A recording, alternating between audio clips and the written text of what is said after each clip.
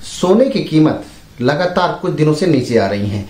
तो ये क्यों नीचे आ रही हैं, जबकि संभावनाएं जताई जा रही थी कि 2026 के शुरुआती मंथ में ही ये 1.5 लाख के आसपास पहुंच जाएगा, ये अचानक नीचे गिरने लग गई। वैसे 2021 से सोने की कीमत जबरदस्त तेजी से बढ़ रही थी और 2024 से तो इतना तेजी से बढ़ी कि वो वहीं से आज आते आते वो डबल से ज्यादा हो गई।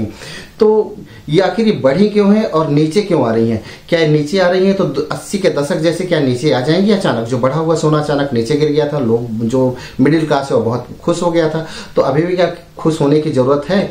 और यदि नीचे आ रही है अभी तो क्या कारण है और बढ़ने के क्या कारण है, सभी के बारे में चर्चा करेंगे इस वीडियो पर। नमस्कार, मैं हूं महेश, आप देख रहे हैं महेश राजेश इन्फो। हमारे चैनल को सब्सक्राइब कर लीजिएगा, वीडियो को लाइक कर लीजिएगा, शेयर अवश्य कीजिएगा। शुरू करते हैं आज का खास infotainment. Indian bullions and jewellers association के मुताबिक 24 कैरेट सोने की जो कीमत रही वो सोमवार को, अभी सोमवार मतलब 8 अगस्त को, ये लगभग 500 रुपए नीचे आकर ये लगभग 99,500 कुछ रुपए पर हो गई, 594 रुपए के आसपास आ गई ये नीचे।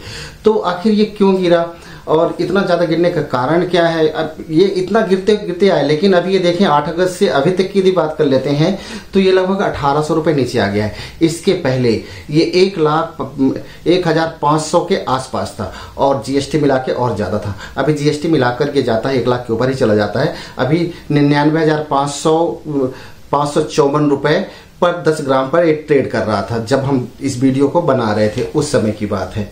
तो ये अचानक नीचे गिरने लगा, लगभग 1800-2000 रुपए के आसपास तो नीचे आ ही गया। तो इतना नीचे गिरने का कारण क्या है? वहीं पर यदि हम चांदी को देख लें तो चांदी आज भी 1,13,000 के आसपास पहुंच गई, जबकि चांदी एक लोग निवेश उसमें भी करते हैं, लेकिन चांदी की कीमत में कोई गिरावट नहीं आई, जबकि सोने की कीमत में गिरावट आई है।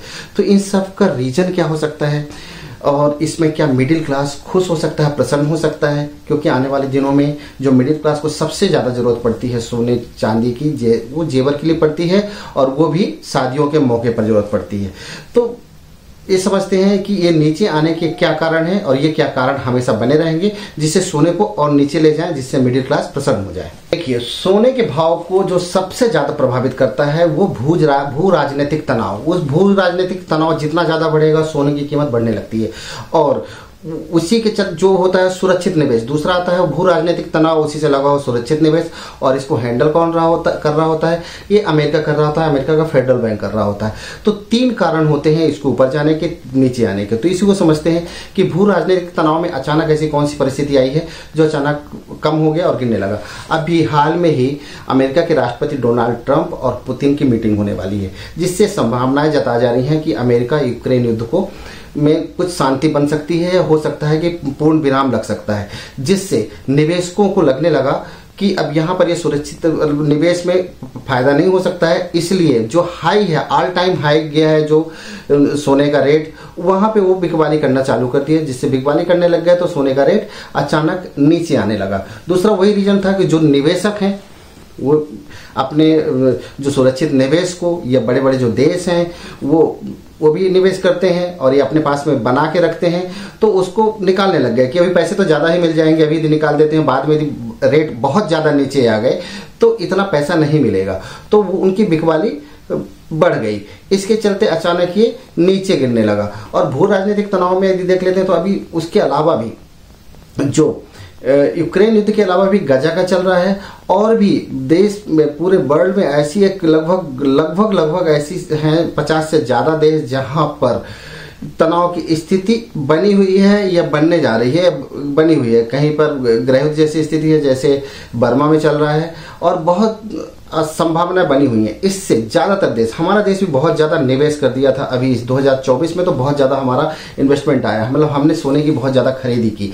हमारा देश तो नहीं बेच रहा है, लेकिन बहुत सारे देश इसको बेचने लग गए और जो बड़े बड़े इंस्टीट्यूट हैं वो भी अपना सोना निकालने लग गए। फेडरल बैंक कुछ ढीला कर दिया और एक बयान आया था, एक रूमर बना हुआ था, जो अभी जो ट्रंप का सबसे बड़ा जो एक रूमर फैला हुआ है कि टैरिफ को लेके वो पूरे वर्ल्ड में टैरिफ वार छेड़े हुए हैं, किसी के बारे में कुछ भी बयान देते हैं।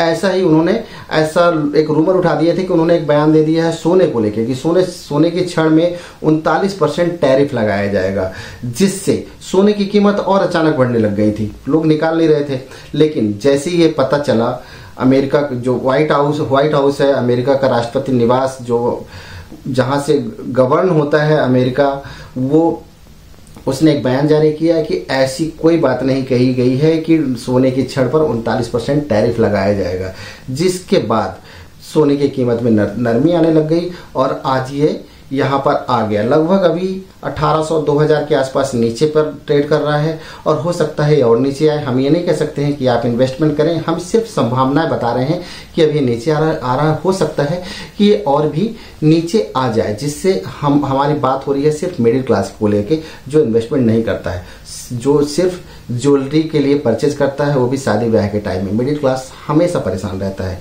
जब शादी का टाइम आता है तो उनके पास जो एक बहुत बड़ा जो पैसा खर्च होता है वो जेवरात में ही होता है। तो यहाँ चांदी के भी रेट बढ़े हुए हैं, सोने के बढ़े हुए हैं। अभी चांदी के तो कम नहीं हो रहे हैं, लेकिन सोने के कम होना चालू हो गए हैं। तो ये संभावनाएं जताई जा रही हैं कि जैसे ही अक्टूबर नवंबर में शादी का सीजन खुलेगा, हो सकता है गोल्ड के रेट और नीचे आ जाएं। हम ये खुशी मनाएं कि भू राजनीतिक तनाव कम हो, जिससे व्यापार में भी वृद्धि हो, लोगों में शांति बनी रहे और एक खुशहाली का मौका आए कि सोने का रेट नीचे गिर जाए। नमस्कार, धन्यवाद।